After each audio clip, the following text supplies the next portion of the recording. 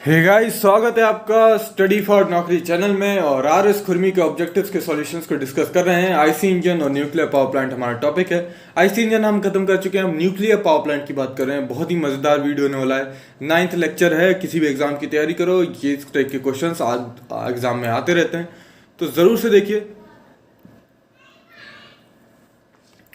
और Telegram channel को join कर लीजिए इस वीडियो की नोटिफिकेशन और पीडीएफ के लिए। Engineer mechanics, strength of material, hydraulic and fluid mechanics, hydraulic machines, thermodynamics, steam boiler engine, steam nozzle and turbine, ये सब कवर कर चुके हैं। आईसी इंजन का टॉपिक है। इसमें ये 9th लेक्चर है और एक 10th और लगेगा, और ये दोनों लेक्चर्स के साथ आईसी इंजन खत्म हो जाएगा। फिर हम कंप्रेसर पे आ जाएंगे। 201 क्वेश्चन है, predominant isotopes of natural occurring element is. तो प्रीडोमिनेंट कौन होता है? तो आपका यहाँ पे U38 देखने को मिलेगा, और एनरिच फ्यूल जो यूज करते हैं वो U35 होता है, ठीक है। और यहाँ पे हमारा बी ऑप्शन करेक्ट होगा, ठीक है, बी करेक्ट होगा। और जो न्यूक्लियर रिएक्टर में यूज होता है वो U235 होता है, तो इसको थोड़ा एनरिच करना पड़ता है। The unit million electron volt is commonly use to measure nuclear energy. बिल्कुल सही बात है, करेक्ट ऑप्शन है। हम यहाँ पे जो न्यूक्लियर एनर्जी को मेजर करते हैं वो मिलियन इलेक्ट्रॉन वोल्ट में होता है। एक एटम के करस्पॉन्डिंग ही होता है, ठीक है।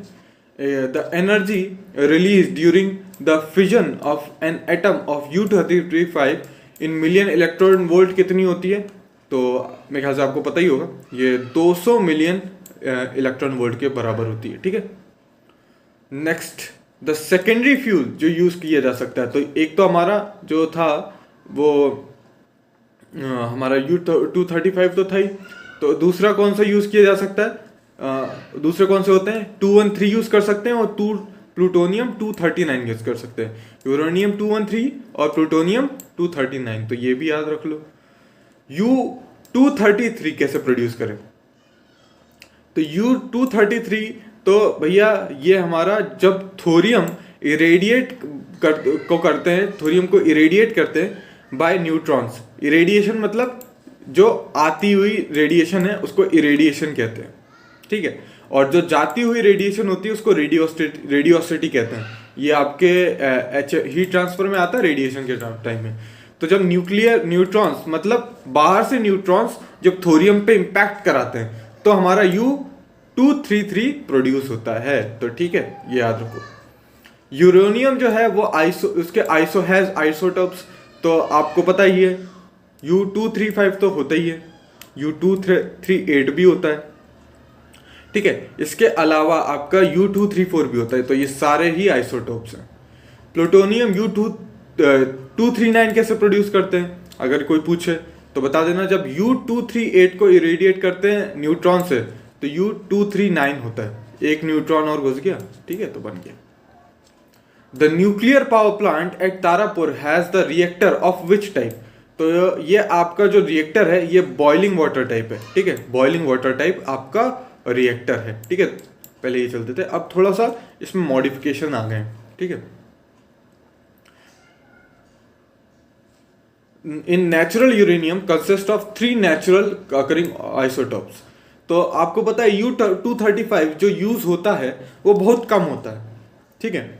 और बाकी सब जो मेजर क्वांटिटी में होता है ना वो आपका होता है 238, ठीक है। थोड़ा सा आपको 235 मिलेगा जो कि बहुत ही कम होता है, इसलिए एनरिच करके बढ़ाना पड़ता है। और थोड़ा होता है U234, ठीक है। तो आपका यहाँ पे ए ऑप्शन तो करेक्ट होगा बेशक। Each fission of U233 produce an average dash fast neutron as a product of reaction. तो कितने प्रोड्यूस करता है? तो अगर आपसे पूछे तो 2.46 के आसपास करता है ना, तो ये एवरेज में है, एवरेज। अब बोलोगे सर 2.46 कैसे कर सकता है? तो ऑन एन एवरेज की बात हो रही है भैया। An atom bomb utilize uncontrolled nuclear fission. तो बिल्कुल सही है, जब कंट्रोल्ड होगा तो क्या बोलेंगे कि हाँ चलो ठीक है, कंट्रोल्ड है तो हमारा न्यूक्लियर रिएक्टर में काम कर रहा है। और जब अनकंट्रोल्ड होगा, पूरी जो एनर्जी है वो जैसे चाहे वैसे आपकी बाहर चली जाए, उसको हम बोलेंगे अनकंट्रोल्ड न्यूक्लियर रिएक्शन, और ये न्यूक्लियर बॉम्ब होता है। कभी ना चले तो ज्यादा अच्छा। A fission chain reaction in a uranium can be developed तो फिजन चेंज रिएक्शन, फिजन मतलब टूटना, तो फिजन वाली रिएक्शन, इधर भी फिजन लिखा था ना, हाँ, फिजन रिएक्शन की बात करूं मैं तो इंक्रीज कर दो U35 कंटेंट, ठीक है। U235 जो होता है वो हमारा एनरिच यूरेनियम होता है, तो इसका कंटेंट बढ़ा दो by slowing down the fast neutron so that U235 fusion continues by slow neutrons. तो ये भी सही है, स्लो न्यूट्रॉन्स रहेंगे तो मतलब कंट्रोल्ड रहेगा, ठीक है, कंट्रोल्ड रहेगा।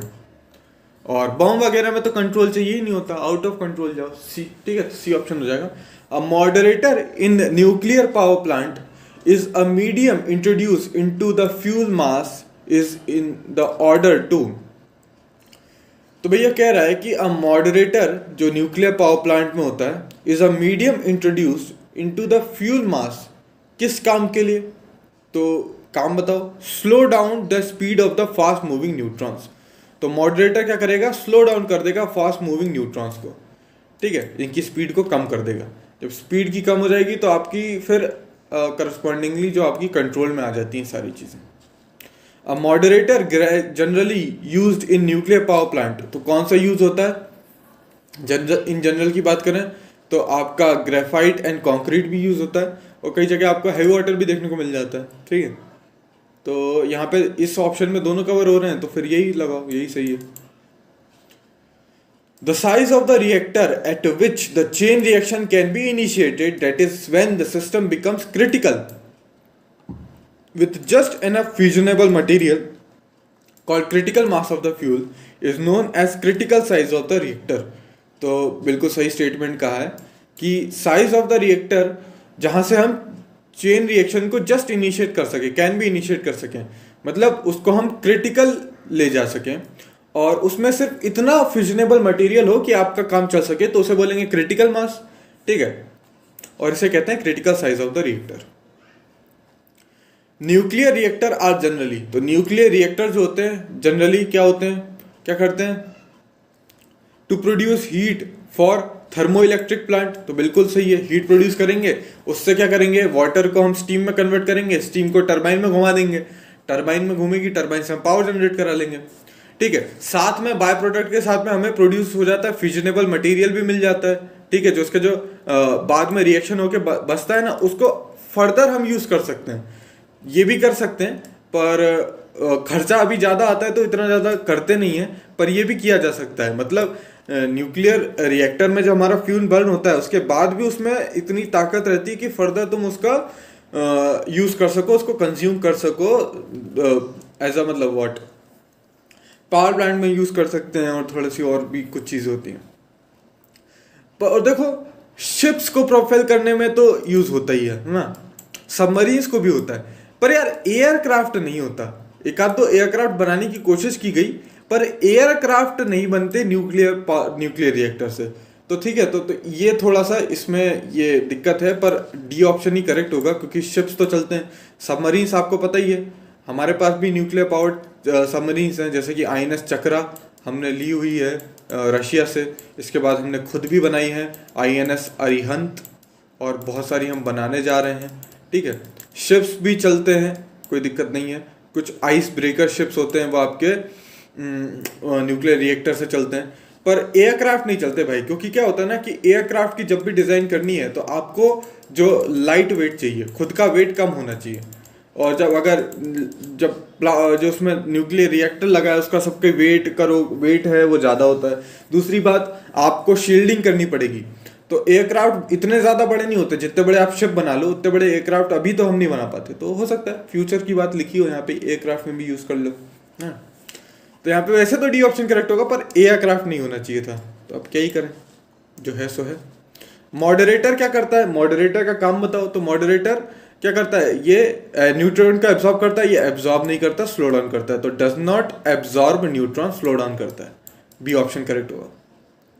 The slow downing the fast neutron is desirable because slow moving neutrons are more effective than fast neutrons in triggering fusion। तो बिल्कुल सही बात है, जो आपके स्लो वाले होते हैं ना वो ज्यादा काम के होते हैं, फास्ट वाले में ये होता है कि उतना ज्यादा इफेक्टिव वो होते नहीं है।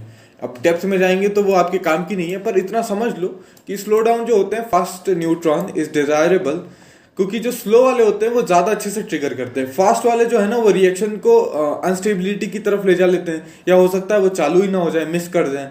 स्लो काम करते हैं सही से। When the reactor operation is designed with the fast neutron, such as in reactor using highly enriched fuel, the moderator uses, तो यहाँ पे कौन सा मॉडरेटर यूज करेंगे? कोई भी मॉडरेटर यूज नहीं करेंगे। क्यों? क्योंकि हमने यहाँ पे हाईली एनरिच फ्यूल यूज किया है। हाईली एनरिच फ्यूल यूज किया है तो कोई भी मॉडरेटर यूज करने की जरूरत नहीं है। फिर बात करें तो in a nuclear reactor is set to be critical. उसको क्रिटिकल कब कहेंगे?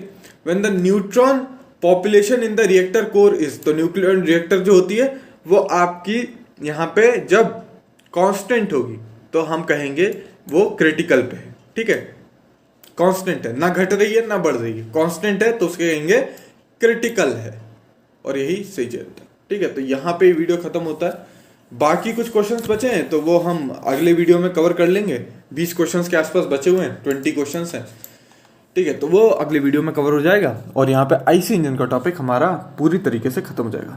Thanks for watching and as always have a nice day.